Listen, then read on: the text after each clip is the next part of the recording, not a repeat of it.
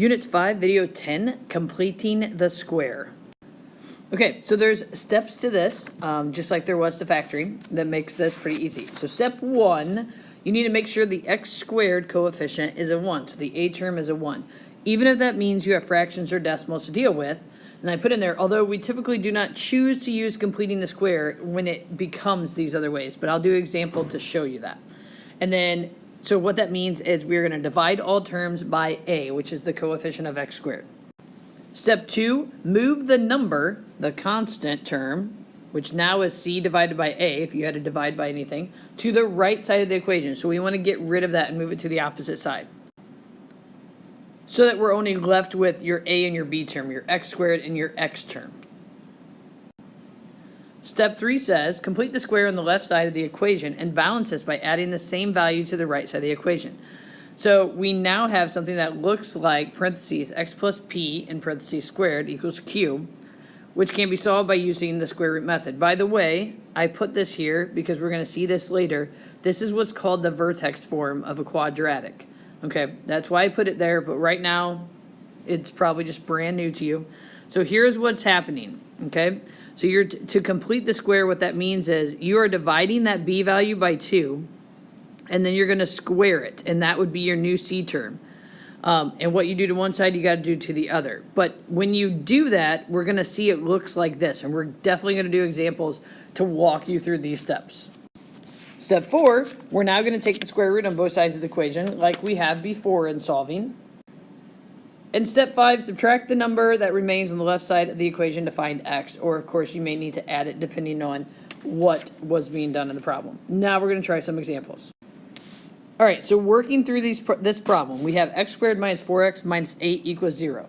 Well, step 1 asks me to make sure that the x squared coefficient is a 1. So step 1 is already done.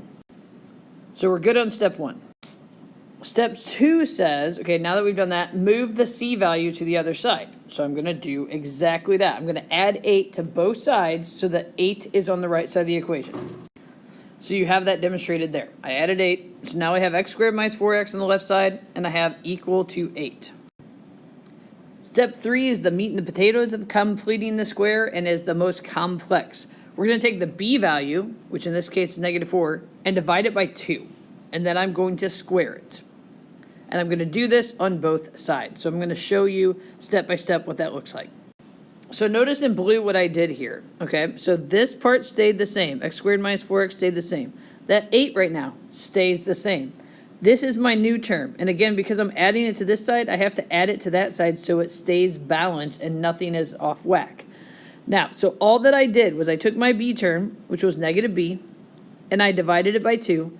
And then I'm squaring it, which I actually haven't done that math yet. I'll do it in the next step. And again, what I do on one side, I do on the other. So now I'm going to move on and actually just simplify it and do the squaring. Okay, you notice in the reddish color there, I just went ahead and simplified negative 4 over 2, which is negative 2. Now I'm going to go ahead and take it one step farther, which is squaring it. Okay, so I did that math, I added 4 to both sides. So now I have the quadratic on the left side, x squared minus 4x plus 4 is equal to 12.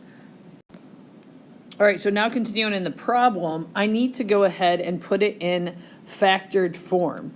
Well, the joy about doing completing the square, and you'll see this, that negative 2 that I have up here is what's going to go in my parentheses. Because if I factor this line right here, the x squared minus 2x minus 4x plus 4, not worried about the 12 over here, but this part right here, you're going to see how this 2 comes into play.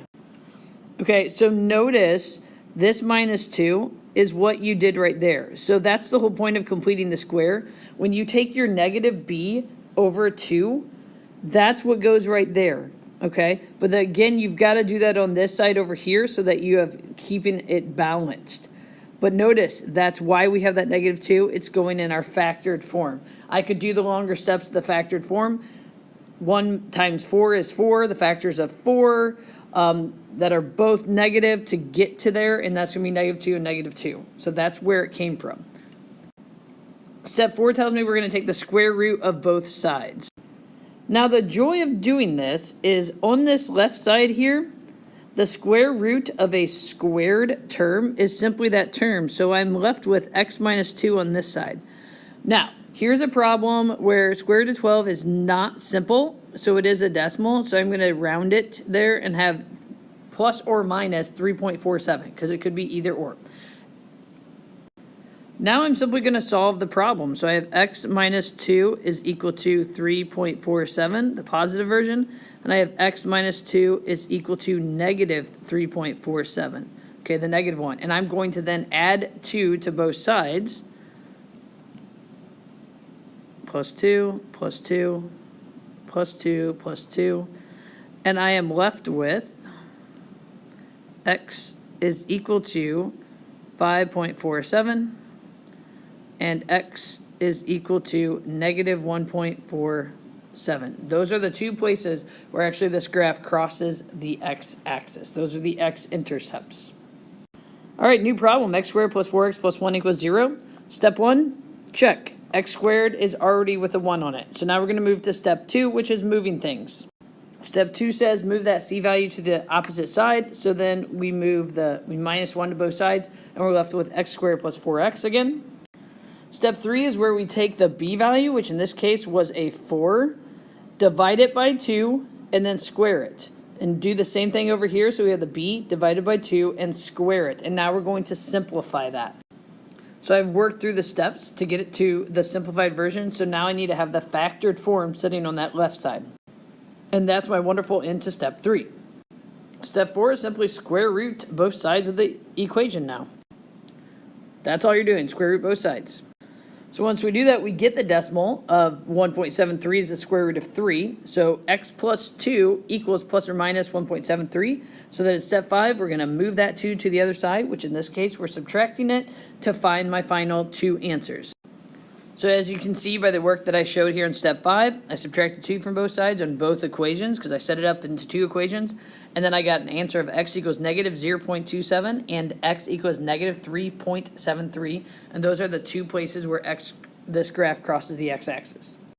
All right, new equation, 5x squared minus 4x minus 2 equals 0. Step 1 tells me I need to divide everything by the a term. This is not already done in this problem, so I'm going to have to divide everything by 5. All right, now, as you see, I divided everything. This is why we spent the day doing that. Divided everything by 5. Okay, so I'm left with x squared. I went ahead and changed to a decimal because of where I'm going with this, which gave me a 0.8x and then a minus 0.4 equals 0. So now I can move on to step 2. Step 2 simply says move that 0.4, that's negative, to the right side. And you see it displayed here because I added 0.4 to both sides. It went away on the left side. It appeared on the right side because it was 0 plus 0.4, which equals 0.4. Step 3 asks us to take the b, divide by 2, and square it. So I have x squared minus 0.8x plus, parentheses, negative 0.8 divided by 2 squared is equal to 0.4 plus negative 0.8 divided by 2 squared. I know I squished it in over there. So now I'm going to go ahead and simplify it.